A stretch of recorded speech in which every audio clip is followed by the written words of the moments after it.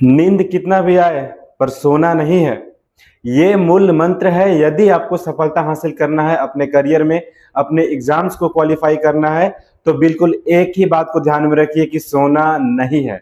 और यही बात प्रधानमंत्री मोदी जी भी कह रहे हैं कि देश में अब सोना नहीं है, मतलब सोना खरीदना नहीं है। आप अपने शादी विवाह, किसी फंक्शन, किसी त्योहार या किसी उपहार के तौर पर अब सोना मत खरीदिए। पर क्यों? आखिर मोदी जी हम सभी जनता से, पूरे देशवासियों से अपील क्यों कर रहे हैं कि सोना मत खरीदो? और साथ में और उनके क्या क्या वाक्य हैं जो कि उन्होंने हैदराबाद के सिकंदराबाद में अपने रैली को संबोधित करते हुए सभी देशवासियों से अपील किया कि पहले बात तो आप सोना मत खरीदो, दूसरा बात डीजल और पेट्रोल के में भी कटौती करो। जो भी आप उपयोग कर रहे हो गाड़ियों से कहीं आने जाने के कारण में, या फिर ऐसे किसी कार्य में जहां पे डीजल और पेट्रोल का ज्यादा उपयोग हो रहा है, तो उसमें भी कटौती करो। दूसरी बात है कि विदेश यात्राओं पर भी कटौती किया जाए। और प्रधानमंत्री मोदी ने यह भी कहा है कि आप जितना हो सके उतना वर्क फ्रॉम होम करें, यानी घर पे बैठ के अगर काम को हो सके तो उसको पूरा करें। दूसरी बात, यदि संभव है तो आप वर्चुअल मीटिंग्स करें। वर्चुअल मीटिंग्स कहने का मतलब कि वीडियो कॉल पे आप मीटिंग्स करें।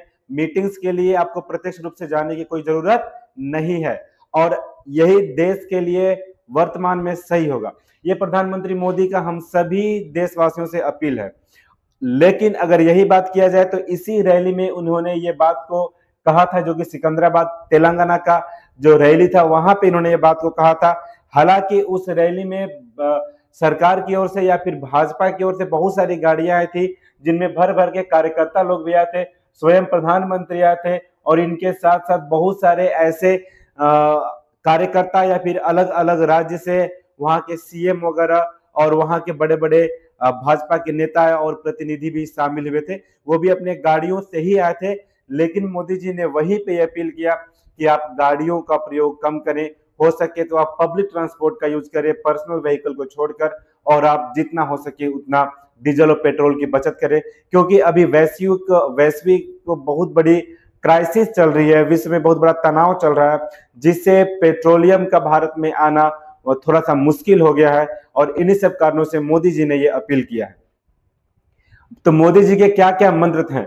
सबसे पहला मंत्र, कुछ समय तक अनावश्यक सोना खरीदने से बचें, यानी सोना की खरीदारी कम करें। दूसरा बात है, पेट्रोल और डीजल की खपत को भी कम करें। तीसरा बात, वर्क फ्रॉम होम पे ज्यादा फोकस करें। वर्चुअल मीटिंग करें। वर्चुअल मीटिंग करने का मतलब आप वीडियो कॉल या सॉफ्टवेयर के माध्यम से मीटिंग करें, प्रत्यक्ष न जाएं। और उसके बाद क्या कहा उन्होंने कि विदेशी यात्राओं में कटौती करें। जो हम विदेश जाते हैं उसमें कटौती करें। इसका कारण भी है कि जब हम विदेश जाएंगे तो फॉरेन करेंसी हमको वहां एक्सचेंज करना पड़ता है, जिससे काफी परेशानी होती है। वो उससे देश पे असर पड़ता है, देश के अर्थव्यवस्था पे असर पड़ता है। तो इसमें भी कटौती करें। दूसरा बात, देश हित में बचत और आत्मनिर्भरता पे ध्यान दें, यानी जो बचत कर सकते हैं हम लोग फॉरेन करेंसी का उसको बचाएं, और आत्मनिर्भरता पे भी ध्यान दें। यहीं पे अगर बात की है तो 10 मई को ये घोषणा की गई थी तेलंगाना से, और ये कहा गया था कि आप ऐसे अनावश्यक खर्चों से बचे। उसके बाद असम में हेमंता बिस्वा शर्मा का जो सीएम का उनका शपथ ग्रहण था, उसमें स्वयं मोदी जी भी आए थे। मोदी जी के साथ बहुत सारे दूसरे दूसरे राज्यों के सीएम भी आए थे उस समारोह में शामिल होने। योगी जी आए थे, फडणवीस जी गए थे, केंद्रीय मंत्री हो या फिर राज्य के सभी जो भाजपा से संबंधित मुख्यमंत्री हैं, वे सभी उस शपथ ग्रहण समारोह में शामिल हुए थे। और वे सभी तो बैलगाड़ियां से या फिर साइकिल से तो आए नहीं होंगे, वे सभी किसी न किसी व्हीकल से आए होंगे, जहां पे पेट्रोल, डीजल या फिर फ्लाइट का जो फ्यूल होता है उसको खर्च करके आए होंगे। अगर ये चाहते तो ये सभी नेतागण भी वर्चुअली शामिल हो सकते थे हेमंता बिस्वा शर्मा जी के उस शपथ ग्रहण समारोह में, लेकिन यहाँ पे सभी लोग वर्चुअली शामिल नहीं होकर प्रत्यक्ष रूप से फिजिकली अपीयरेंस को दिखाते हैं, यानी फिजिकल वहां पे अपीयर होते हैं। यानी मोदी जी ने जो मंत्र दिया कि डीजल पेट्रोल का खपत कम कीजिए, उसके ऊपर किसी का ध्यान नहीं गया, स्वयं मोदी जी का भी ध्यान नहीं गया, और उस समारोह में बहुत लोग शामिल होते हैं। अगर इसके बाद हम बात करें तो मोदी जी ने उसके कुछ दिन बाद जब ये मामला ज्यादा बढ़ गया तो मोदी जी ने अपने 2 गाड़ियों के काफिले के साथ कहीं जाते हुए नजर आए। यानी मोदी जी, प्रधानमंत्री मोदी जी ये दिखाना चाह रहे थे कि अभी कम गाड़ियों का प्रयोग किया जाए ताकि डीजल और पेट्रोल का खपत पे अंकुश लगाया जा सके। और इसके बाद तमाम ऐसे भाजपा के नेता या फिर सरकार की तरफ से, चाहे वो फडणवीस जी हो जो कि बाइक से अपने सीएम ऑफिस जा रहे हैं, या फिर उसके साथ साथ जितने भी नेता या सांसद हैं जो भाजपा के सपोर्टर्स हैं या फिर जो भाजपा से संबंधित हैं, वे सभी कम गाड़ियों के साथ संसद पहुंच रहे हैं, अपने कार्यालय पहुंच रहे हैं और ये मैसेज देना चाह रहे हैं कि हम कम गाड़ियों का यूज करें ताकि डीजल और पेट्रोलियम को बचाया जा सके। यहाँ तक कि दिल्ली में जो वहां के विधायक, मुख्यमंत्री या फिर मंत्रीगण है, वे मेट्रोज का यूज कर रहे हैं अपने विधानसभा में जाने के लिए, साथ ही अपने कार्यालय में जाने के लिए, अपने सीएम ऑफिस में जाने के लिए। यानी कहीं ना कहीं अब यह मैसेज आने लगा है कि आप डीजल और पेट्रोल का खपत को कम करें, विदेशी यात्रा पे रोके। हालांकि मोदी जी जस्ट इसके बाद 5 देशों की विदेशी यात्रा पे निकल गए, लेकिन प्रधानमंत्री मोदी का विदेश जाना और आम जनता के विदेश जाने में अंतर है। जब आम जनता विदेश जाती है वो अनावश्यक अपने टूर के लिए, अपने एंजॉयमेंट के लिए जाती है, जिसको टाला जा सकता है, वो इस साल नहीं तो अगले साल भी जा सकती हैं। लेकिन जब प्रधानमंत्री जब देश के नेतृत्व करते हुए विदेश जाते हैं तो कहीं ना कहीं वो देश के हित में किसी कार्य को या फिर किसी न किसी ओकेजन को कंप्लीट करने जाते हैं, किसी न किसी मीटिंग्स को कंप्लीट करते हैं, ताकि जो बॉन्डिंग है अदर कंट्री से बढ़े और ट्रेड को बढ़ाया जा सके, जो डिफिकल्टीज आ रही है अभी इंडिया में उसको रिड्यूस किया जा सके। इसके बाद अगर बात करें तो क्या जरूरी है सोना, सोना का होना कितना जरूरी है, तो जो आम जनता में ये माना जाता है, फिर आम जनता जिस तरह से सोने का परचेज करती है, खरीदती है, उसके क्या क्या कारण है, आखिर क्यों सोना खरीदा जाता है, तो सुरक्षित निवेश यानी सेफ इन्वेस्टमेंट के रूप में भी सोना को रखा जा सकता है। हम जानते हैं कि सोना का जो वैल्यू है, जो उसका कीमत है, वो कभी घटता नहीं, वो दिन प्रतिदिन बढ़ते जाता है। यदि आज आप 1 लाख का सोना खरीदते हैं तो निश्चित तौर से कुछ दिनों के बाद उसकी कीमत बढ़ जाएगी। तो एक सुरक्षित इन्वेस्टमेंट के तौर पे लेते हैं इसको, एक सुरक्षित निवेश के तौर पे लेते हैं। दूसरा बात देखें तो महंगाई से बचाओ। अगर आपके पास सोना है तो जब महंगाई की मार चलेगी तो आप सोना को बेचकर अपने महंगाई में अपने बुरे दिनों का सामना कर सकते हैं। तो महंगाई से बचाव में भी अब सोना का यूज किया जाता है, जो आम जनता करती है। आसानी से बेच सकते हैं, सोना को बेचना कोई बड़ी मुश्किल का बात नहीं होता है, हम आसानी से सोना को बेच सकते हैं। और ये भी एक कारण है कि जो देश की जनता के पास अगर कुछ पैसे आते हैं, कुछ धनराशि आते हैं, तो वो उस धनराशि का सोना खरीदते हैं और एक अच्छा निवेश के तौर पे देखते हैं। सोना पे आसानी से लोन मिल सकता है। यदि आपके पास गोल्ड है पड़ा हुआ तो गोल्ड पे आपको लोन मिल सकता है, फिर आप उस लोन से अपने रोजगार को कर सकते हैं, अपने किसी व्यवसाय को कर सकते हैं, अपने बुरे दिनों का सामना लोन से कर सकते हैं। गोल्ड लोन मिलना बहुत आसान होता है, कोई भी बैंक आपको गोल्ड पे आसानी से लोन दे देती है। इसके बाद और क्या है, तो लंबे समय में मूल्य बढ़ने की संभावना होती है। अगर कुछ समय तक छोड़ दे तो इसका मूल्य बहुत अच्छा बढ़ता है। ये भी एक कारण है कि लोग सोना को खरीदते हैं। ये एक अच्छा इन्वेस्टमेंट होता है। जिस तरह से हमारे देश में 2 ही चीज का इन्वेस्टमेंट बहुत अच्छा होता है, वो इन्वेस्टमेंट है या तो आप गोल्ड खरीद ले या फिर आप कोई ना कोई जमीन खरीद ले, क्योंकि जमीन और सोना दोनों की कीमत दिन दुनी रात चौगुनी रूप से बढ़ती है और आपके अच्छा रिटर्न देता है। यही भी एक कारण है कि जो लोग सोना खरीदते हैं।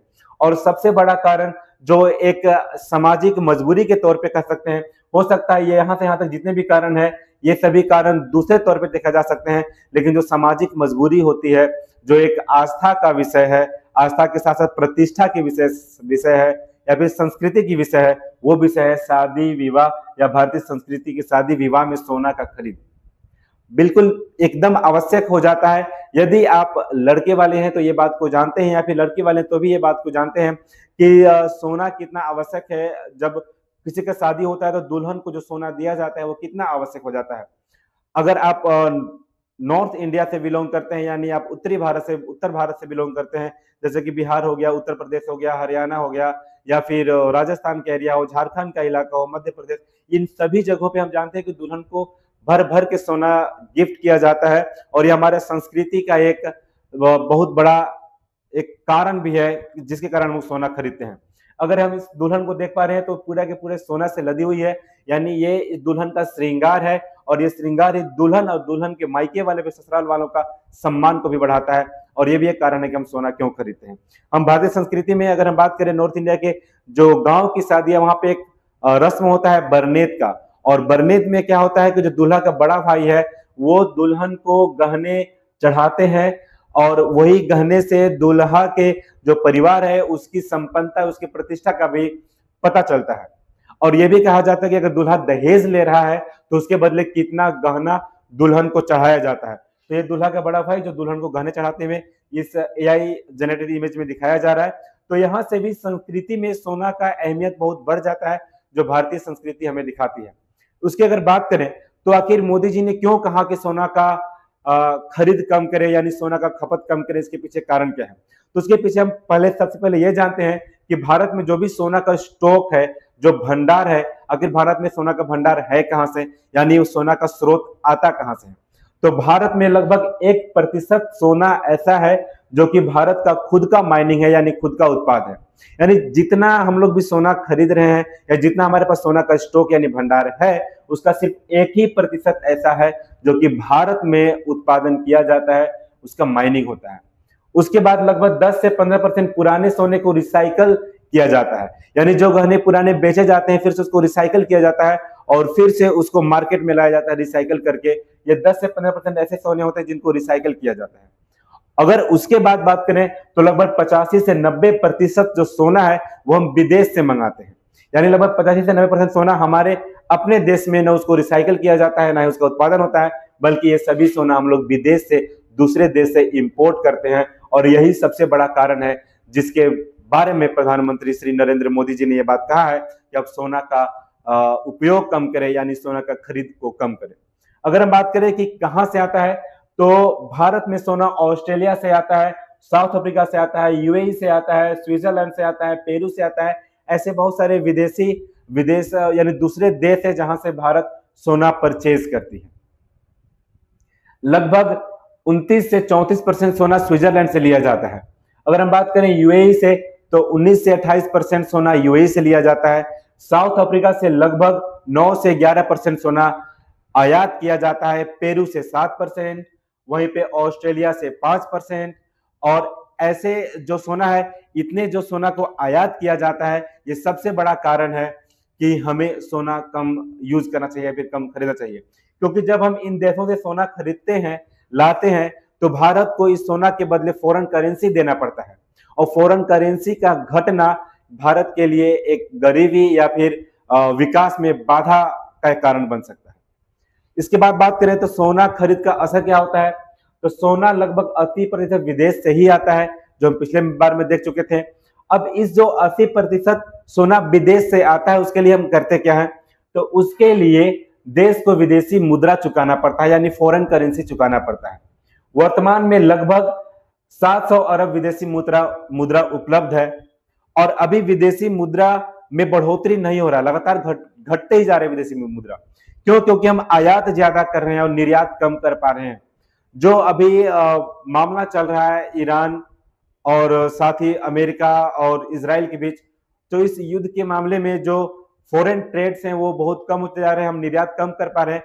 जितना निर्यात करेंगे उतना हमारे पास विदेशी मुद्रा बढ़ेगा, लेकिन निर्यात में कमी के कारण हम सिर्फ आयात कर रहे हैं, इसलिए विदेशी मुद्रा लगातार हमारे स्टॉक में कम होते जा रहा है। सोना या पेट्रोलियम खरीदने से भंडार घटने लगेगा, और ये लगातार घट ही रहा है, क्योंकि पेट्रोल भी हम दूसरे देशों से मंगाते हैं जिसके लिए हमें फॉरेन करेंसी देना पड़ता है, और सोना भी दूसरे देश से मंगाते हैं और उसके लिए भी हमें फॉरेन करेंसी देना पड़ता है। तो फॉरेन करेंसी का घटना देश के सुरक्षा व्यवस्था का कहें या फिर देश के आर्थिक व्यवस्था के लिए भी सही नहीं होता है, जिससे भारतीय रुपया का महत्व भी घटेगा। अब जितना कम हमारे पास फॉरेन करेंसी रहेगा उतना ही वैल्यू घटेगा इंडियन करेंसी का भी। तो फॉरेन करेंसी के स्टॉक को बढ़ाने के लिए हमें आयात कम करना होगा, निर्यात अधिक करना होगा। और अगर हम घटता है हमारे पास इंडियन करेंसी का जो वैल्यू घटेगा, उससे हमारे यहाँ गरीबी भी बढ़ेगी, और ये सबसे बड़ा कारण हो जाएगा हमारे देश को पीछे जाने में, जो कि प्रधानमंत्री नरेंद्र मोदी या भी कोई भी तत्कालिक सरकार जानबूझ के तो ये नहीं ही चाहेगी कि उसका देश पीछे जाए। दूसरे किसी कारण से, किसी गलती से, अब किसी सरकार की नीतियों में ऐसा कुछ हो जाता है कि वो बढ़ना, घटना या फिर विकसित होना या फिर आर्थिक क्षति होना होता है, लेकिन जानबूझकर कोई भी सरकार, कोई भी गवर्नमेंट अपने देश को डुबाना बिल्कुल नहीं चाहेगी। अगर हम सारांश की बात करें तो ज्यादा सोना खरीद बिक्री यानी ज्यादा विदेशी मुद्रा की आवश्यकता होगी, ज्यादा रुपए पर दबाव बढ़ेगा, और रुपए पे दबाव बढ़ने से ज्यादा महंगाई होगी, ज्यादा महंगाई होने से ज्यादा रुपया कमजोर हो जाएगा, और जब रुपया ज्यादा कमजोर हो जाएगा तो गरीबी भी ज्यादा हो जाएगी और पिछड़ापन भी ज्यादा हो जाएगा। तो ये सबसे बड़ा कारण है कि हमें सोना नहीं खरीदना है। डीजल पेट्रोल का यूज कम से कम करना है, हमें पब्लिक ट्रांसपोर्ट का ज्यादा यूज करना है, हमें पर्सनल व्हीकल्स का कम से कम यूज करना है, क्योंकि जितना कम से कम डीजल पेट्रोल का आयात करेंगे, जितना कम से कम हम सोना का आयात करेंगे, उतना कम से कम हमें फॉरेन करेंसी जो हमारे पास स्टॉक है उसको बाहर भेजना पड़ेगा, और ये हमारे देश के लिए ज्यादा आवश्यक हो जाता है ताकि हम आगे बढ़ पाए। हालांकि ये कहने की बातें हैं, पहले जब यही सिचुएशन आई थी कांग्रेस की सरकार में, और लगभग 2013-14 के आसपास जो कांग्रेस की सरकार थी उसने भी सोना के आयात पे रोक लगाई थी, यानी कम करने की बात कही थी, सोना के उपयोग खरीद पे कम करने की बात कही थी। हालांकि उसमें मैं नरेंद्र मोदी जी प्रधानमंत्री नहीं थे, वो विपक्ष के नेता थे, और वो इन्हीं सब बातों पे घेर रहे थे कि सरकार की कमजोरी है कि वो सोना खरीदने से मना कर रही है, सोना खरीदने से कोई असर नहीं पड़ेगा। हालांकि जब वो खुद प्रधानमंत्री बने तो इस बात को समझ पा रहे हैं कि सोना की ज्यादा आयात से क्या फर्क पड़ता है या नहीं पड़ता है, क्योंकि सबसे बड़े इकोनॉमिस्ट जो हमारे हैं वो हमारे मनमोहन सिंह जी थे, और जब उन्होंने सोना के आयात पर रोक लगाई थी तो उनका कुछ न कुछ कारण रहा था, और यही कारण आज भी है जो देश में कमी आ रही है। हालांकि इससे काफी लोग नाराज है, नाखुश है, यहाँ तक कि जो वाराणसी है, प्रधानमंत्री श्री नरेंद्र मोदी जी का जो संसदीय क्षेत्र है, वहां के जो स्वर्णकार हैं, जो सोने के कारीगर हैं, जो सोना बेचते हैं, जो सोना के जेवर बनाते हैं, उन्होंने पूरा विरोध किया, और विरोध के रूप में वो अपने सोना का जो गोल्ड शॉप है उसको बंद करके झालमुड़ी लेकर बेच रहे हैं। और ये स्वर्णकार समाज है, और झालमुड़ी लेकर क्यों बेच रहे हैं? क्योंकि नरेंद्र मोदी जी ने पश्चिम बंगाल के चुनाव में झालमुड़ी खाया था, और उन्होंने झालमुड़ी का प्रचार ज्यादा किया था, तो आप झालमुड़ी का प्रचार कर रहे हैं और सोना को कम खरीदने के लिए बोल रहे हैं। तो सोने जो बेचने वाले कारीगर हैं, उनके जो वर्कर्स हैं या फिर जो मालिक हैं, उन्हें तो झालमुड़ी ही बेचना पड़ेगा, क्योंकि प्रधानमंत्री के आह्वान पर अगर सोना का खरीद कम हुआ तो इनका दुकान निश्चित तौर से बंद होगा या फिर ठप हो जाएगा, तो ये झालमुड़ी बेचेंगे। हालांकि ये क्या करेंगे हमें इससे मतलब नहीं है, हमें क्या करना है, हमें खूब पढ़ना है। नीट का एग्जाम कैंसिल हो गया है क्योंकि नीट का पेपर लीक हो गया था, और ये पेपर लीक तो बहुत बड़ा मामला चल रहा है अभी हमारे देश में। न जाने कौन सी ऐसी एजेंसियां हैं जो बार बार पेपर लीक करने के बाद भी उन्हीं एजेंसियों को बार बार ये टेंडर दिया जाता है कि आप ही एग्जाम कंडक्ट कराइए।